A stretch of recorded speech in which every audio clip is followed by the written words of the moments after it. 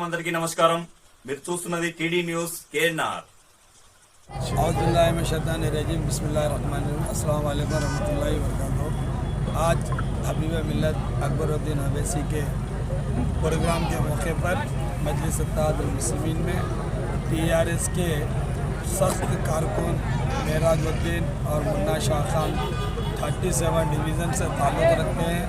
ये लोग का हर डिवीज़न में बहुत अच्छे रसूखात हैं। आज बीआरएस बीजेपी के साथ मिलकर ये जो इलेक्शन चल रहे हैं उसमें एमआईएम को और मुसलमानों की आइडेंटिफाई ख़त्म करने की कोशिश कर रही है। वो मालूम रखकर इनके अलावा और भी कई टीआरएस के लीडर्स एमआईएम में शामिल हुए, जैसे कि अहमद मोइनुद्दीन बाबजानी और मेराजुद्दीन, इसके बाद हमारे मुन्ना शाह खान, खदी शाह खान, ये जितने भी लोग यहाँ पर टीआरएस से एमआईएम में मिले हैं, मैं इन लोगों को मजलिस इत्तेहादुल मुस्लिमीन के तरफ से मुबारकबाद देता हूँ और वेलकम करता हूँ। अल्हम्दुलिल्लाह अल्लाह के फजल करम से हम तमाम डिवीज़नों की आवाम से अपील कर रहे हैं, वोट डालने से पहले गौर कर मजलिस इत्तेहादुल मुस्लिमीन का निशान पतंग है, पतंग के निशान को वोट डालकर जिताइए और संघ परिवार से ताल्लुक़ रखने वाले जमातों को साथ देने वाले मुसलमान कैंडिडेट से भी एहतियात कर हमारे एमआईएम पार्टी को जिताइए। शुक्रिया, खुदा हाफिज़। अस्सलाम वालेकुम व रहमतुल्लाहि व बरकातुहू। मैं मुन्ना शाह खान 37 डिवीज़न का वाइस प्रेसिडेंट।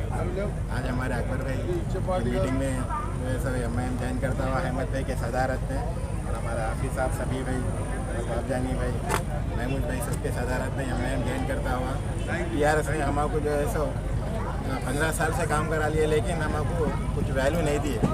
हमको जब हमारे पार्टी में हमारे पास कोई आ रहा हमारे वार्ड से तो हमारा कुछ इन्फॉर्मेशन नहीं है, तो लिहाजा ये पार्टी कुछ सही नहीं दिख रही। हम जो है सीधा अहमद भाई के सदारत में एमआईएम ज्वाइन कर लिए, तो जो भी होंगे अहमद भाई के सदारत में हम भी काम करने रेडी हैं। बोलिए साहब। अस्सलाम वालेकुम रहमतुल्लाहि व बरकातुहू।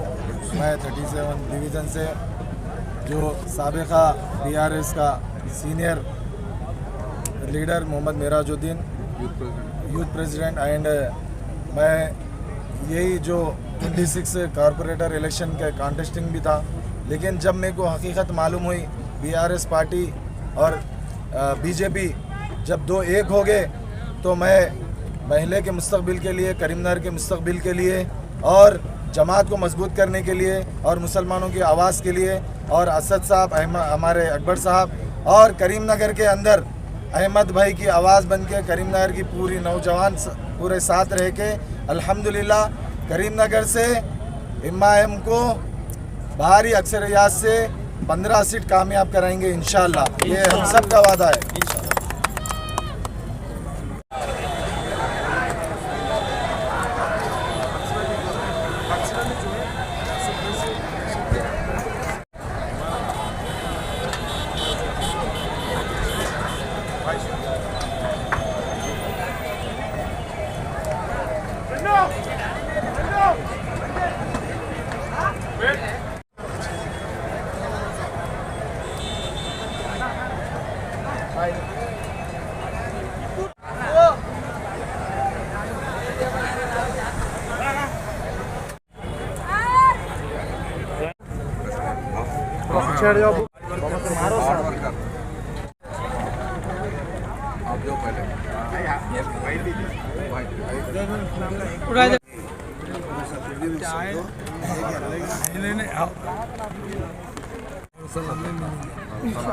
Greater Hyderabad Pasmanda Muslims president Mohammed Moinuddin Pashabhai నేడు ఎంఐఎం పార్టీలో చేరడం జరిగింది।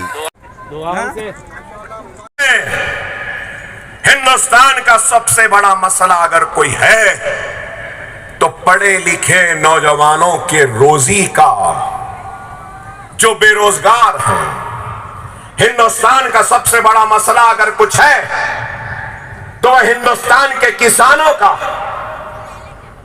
जो खुदकशी कर रहे हैं, उनको उनकी अनाज, उनकी मेहनत की कीमत नहीं मिलती। हिंदुस्तान का सबसे बड़ा अगर कोई मसला है तो बेघरों को घर देने का है। हिंदुस्तान का सबसे बड़ा मसला है, हिंदुस्तान का सबसे बड़ा अगर कोई मसला है तो महंगाई का, अनाज महंगा, चावल महंगा, टमाटे महंगे, प्याज महंगी। आपने देखा साल में एक मर्तबा ऐसा वक्त आता है कि कभी प्याज गायब हो जाती है, कोई इसकी बात नहीं करता। एक औरत अपना घर कैसे चला रही है इस महंगाई के दौर में, उस औरत को ही मालूम है कि कितने मुश्किल से चूल्हा जलता है। हर एक चीज में मिलावट, हर एक चीज में मिलावट, अदरक लहसुन में मिलावट, चावल में मिलावट, आटे में मिलावट, गेहूं में मिलावट, हर एक चीज में तेल में मिलावट। ये मसले हिंदुस्तान के। पेट्रोल की कीमत बढ़ रही है, डीजल महंगा हो रहा है। सिलेंडर, गैस का सिलेंडर कितने में है आज? क्या महंगा नहीं हो रहा है? आप बताइए, क्या ये मसाइल नहीं है हिंदुस्तान के? क्या हिंदुस्तान का मसला मुसलमान है? हिंदुस्तान का मसला मुसलमान नहीं है, लेकिन सिर्फ मुसलमान को बताते हैं। 2014 से क्या? लव जिहाद, घर वापसी, अजान बैन, हिजाब ban, beef ban, mob lynching, हाथ में गोश्त की थैली मार दिए, सर पे टोपी मार दिए, कुर्ता पैजामा मार दिए। क्या नहीं, बीफ ले जा रहा था, अखलाक को मार दिए, रकबर को मार दिए। अब तो ये हो गया नेशनल क्राइम रिकॉर्ड्स होता है, national crime records. National crime records में जो भी क्राइम होता है मुल्क में, उसको रिकॉर्ड करते हैं। आप जाकर देख लीजिए, जर्नलिस्ट हैं। नेशनल क्राइम रिकॉर्ड्स में मॉब लिंचिंग का रिकॉर्ड नहीं हो रहा है। वाह, क्या है? दलित के मुंह में गोबर डाला जाता है, वो रिकॉर्ड नहीं होता। मुसलमान को मॉब लिंचिंग के जरिए मारा जाता है, वो रिकॉर्ड नहीं होता। क्या ये मसला है? दुनिया से छुपा रहे हो मॉब लिंचिंग को। आज रुपया गिर रहा है, अभी 91 रुपीज में $1, 91 चेंज। जब मोदी साहब आए थे कितना था? 55 था शायद, 55 या 65 कुछ था। ये क्या बोले थे मनमोहन सिंह को कि रुपया डॉलर की कीमत में आपकी उम्र के बराबर हो गया। मैं आज पूछना चाहता हूं मिस्टर मोदी, అలాగే కాంగ్రెస్ పార్టీ హామీలు నెరవేర్చలేదని మధ్యవర్తి చేశారు। नगर में नहीं होना, बताइए कितने डीसीज के 12 स्टडी सेंटर्स हैं और 34 बीसी के स्टडी सेंटर्स हैं 12 डिस्ट्रिक्टों में। SC STs के भी स्टडी सेंटर्स हैं, माइनॉरिटीज के नहीं हैं। आप बताइए कि क्या फाइनेंशियल अपलिफ्टमेंट ऑफ माइनॉरिटीज बोले, माइनॉरिटीज बजट को 4000 करेंगे बोले। अरे 1300 1500 पे दम तोड़ रहा है माइनॉरिटी का बजट। सुनहरे ख्वाब दिखाए, हथेली में जन्नत दिखाए। 1000 करोड़ एनुअली सब्सिडाइज लोन देंगे बोले। या नौजवान खड़े हुए, क्या एक को भी लोन मिला? एक विकसित भारत का नाम करता तो दूसरा क्या बोलता? युवा विकासम, राजीव युवा विकासम बोले थे। सही है ना? ये भी विकासम, वो भी विकसित। बड़ा भाई छोटा भाई, बड़ा फेंकू छोटा फेंकू, यही है। कहां है बताओ? 1 लाख पोस्ट ग्रेजुएशन करने वालों को देंगे, 25,000 ग्रेजुएट को देते बोले, 15,000 इंटरमीडिएट को, 10,000 जो बच्चा 10th पास करेगा मिला 10,000, इंटरमीडिएट के मिले 15,000, 25,000 ग्रेजुएशन पोस्ट ग्रेजुएशन के मिले। इमाम मौजनों को 10 से 12,000 करते बोले करे। मोटरसाइकिल देते बोले दिए। कामारेड्डी बीसी डिक्लेरेशन क्या हुआ? करे नहीं करे? अरे क्या करे? तेलंगाना के लड़ने वालों को पैसा देता हूं, जमीन देता हूं, दिए। गैस का सिलेंडर देता हूं बोले थे, मिला? एक वक्त दिए। इसमें क्लियर कट लिखे कैसे झूठे हैं। हाउसिंग में बोले 5 लाख देंगे होमलेस फैमिलीज को, मिला? 6 लाख देंगे होमलेस SC ST को, नहीं मिले।